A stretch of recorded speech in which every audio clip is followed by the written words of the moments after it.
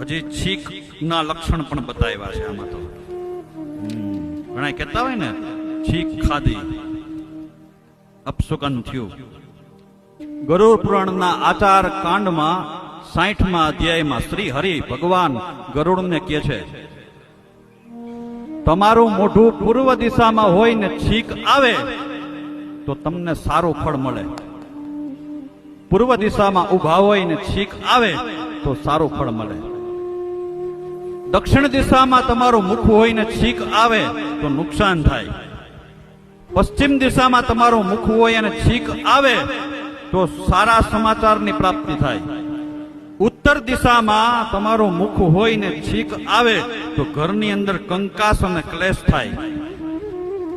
આ 4 દિશા, એના સિવાયના 4 ખૂણા પણ છે. અગ્નિ ખૂણામાં તમને મોઢું રાખો અને છીક આવે તો એનાથી શોક અને સંતાપ થાય.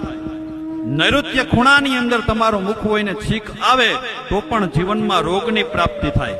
વાયવ્ય ખૂણામાં તમારું મુખ હોય ને છીક આવે તો ધનની પ્રાપ્તિ થાય.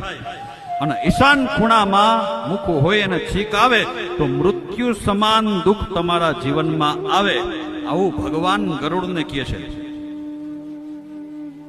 આ બધા સુકન અને અપશુકન એ શાસ્ત્રોમાં પહેલેથી વર્ણિત છે.